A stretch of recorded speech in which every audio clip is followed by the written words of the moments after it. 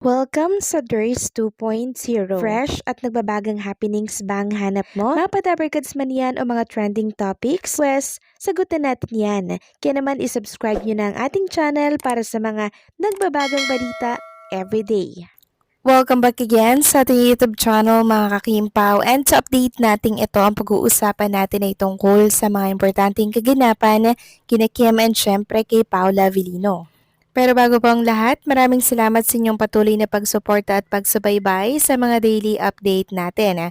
Kaya naman bilang pasasalamat, narito po ang ilang napili kong komento patungkol ito sa naging previous update. Unang komento mula po ito kay Ginang Gloria de la Peña. Sabi niya, "Ito opinion ko lang, Ma'am Der, sana maging panatag lang lalo na sa Solid Kimpaw. Sa mga Chinese, bago mag-settle down, kailangan i-release na lahat mga old memories, especially sa mga gamit na may kinalaman sa old relationship. Pwede sa past love, family with bad memories. Kailangan na ng bagong buhay with someone. Kaya ang Kimpo forever at tadhana sila." Maraming salamat sa komento, Ginang Gloria de la Peña. Yes, tama po kayo dyan. Ganun din po si Chinita Princess. So since may lahi nga po siyang Chinese, siguro kaya niya po ito ginawa, no? Para ma-release lahat ng old memories sa kanyang mga gamit para makalimutan niya, para i-let go niya ito mga kakimpaw. Kasi until nakikita natin at kasama natin yung mga bagay na yan, nakikita pa rin natin yung taong yun sa mga damit na yan, sa mga bagay na nakastock sa kanyang bahay, sa kanyang cabinet. Kaya okay na yun mga kakimpaw na i-let go, benta at alisin niya sa bahay niya yung mga gamit na yan para nang sa ganun ay move on, maka-let go na si Chinita Princess sa past na kung saan ay hindi na niya kailangan pang alalahanin. Dahil every time na naaalala niya to mga kakimpaw, bumabalik lang po yung sakit. So better na i-let go na yan kahit masakit kaysa araw-araw po siyang masakdan dahil nakikita niya ang mga gamit na yan. Kaya kung ano yung better kay Kim, doon tayo mga kakimpaw. So maraming salamat sa komento, Ginang Gloria de la Peña. God bless po and mabuhay kayo. At ang next comment, mula naman po kay Ginang Edita Positar. Sabi niya, "Blessed day, Ma'am Dres, bakit ang mga seniors? Madali silang maniwala sa mga sabi-sabi. Magtiwala lang sa kung anong totoo. Yung mga naririnig hindi na dapat i-entertain ng mga fans. Hindi na dapat pinapansing mga kung ano-ano kasi mga seniors, mas stress lang kayo. Ipagdasal na lang natin ang Kimpaw, yung makakabuti sa kanila. Huwag nang pansinin ng mga bashers. Nangiinis lang sila.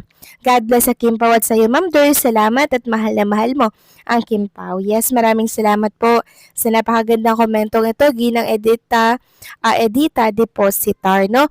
So yes po, hindi natin bibitawan si Kim, ganun din si Paula Avellino. Patuloy po tayong magbibigay ng update tungkol sa kanila. And yes, tama po kayo, dapat hindi na po ini-entertain ng mga seniors natin ang mga negative na sinasabi ng mga bashers. Kasi alam naman natin na wala pong magagawa or maidudulot na maganda yan sa ating mga buhay. Pagkos magagalit lang tayo mga kakimpaw at yung galit na yon magkakos ng stress, hate, 'di ba? Kaya wag na natin yang entertain. Pag alam po natin na negative yung mga sinasabi ng bashers, please, wag na po natin itong entertain.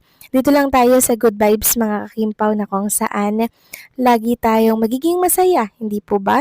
Napakasarap pong mabuhay. Pag tayo ay masaya, wala pong pinoproblema, go with the flow lang, hindi po ba? Yan po ang ating dapat isipin, na habang nabubuhay tayo, magsaya lang po tayo mga kakimpaw dahil ang buhay, hindi natin alam kung kailan ito kukunin sa atin. Okay? Yan na lang isipin natin. So maraming salamat po sa komento, Ginang Edita Depositar. God bless. Mabuhay po kayo.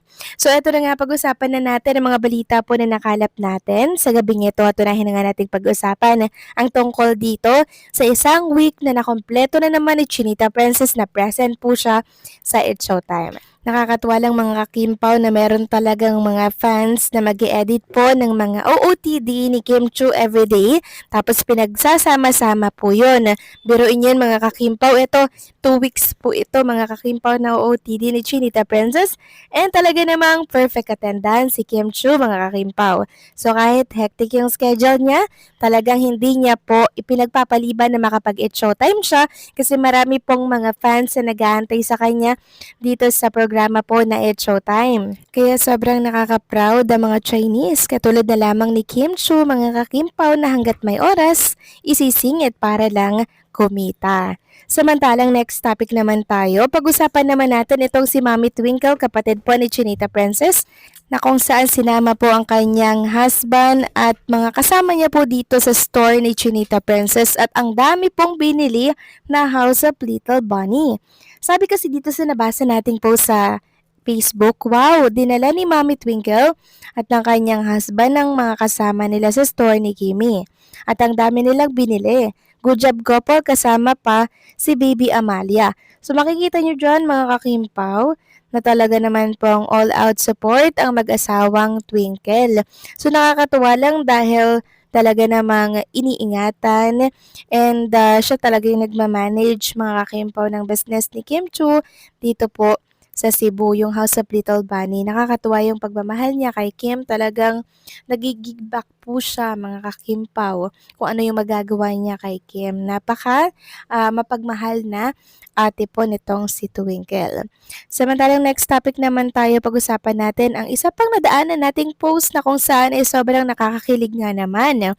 Sabi dito, may nakamonitor kay YP, pretty driver. So pinag-drive daw ni Kim Chu si Paulo Avellino. Sabi dito sa post, ay may poging sa baba, YP mo po yung driver, no? So, ayan po mga kakimpaw yung tinutukoy natin. Pinag-drive daw ni Chinita Princess si Paula Avellino. So, hindi naman imposible yan mga kakimpaw since marunong namang mag-drive si Kim. Ganon din si Paula Avellino, kaya vice versa, kung pagod na yung isa naman yung magdadrive, 'di ba? Ganyan po talaga pag mag-couple na and alam naman natin na talagang ginagawa yan ni Kim and Paula Avellino para mapaglingkuran ang isa't isa kasi nga love na love nilang isa't isa.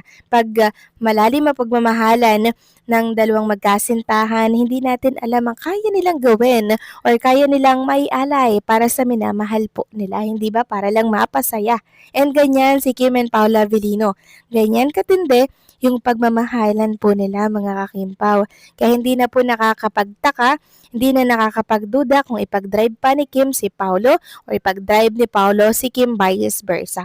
Kasi ang pagmamahal nga nila hindi po nasusukat. Unconditional mga kakimpaw. Kaya sana sa mga susunod na taon makita natin mga kakimpaw na sila po ikasal na at magkaroon sila ng pamilya. Yun yung inaantay natin, di ba? So, paano mga kakimpaw? Anong masasabi niyo dito? Please comment down below. And syempre, don't forget to like, share, comment, and subscribe.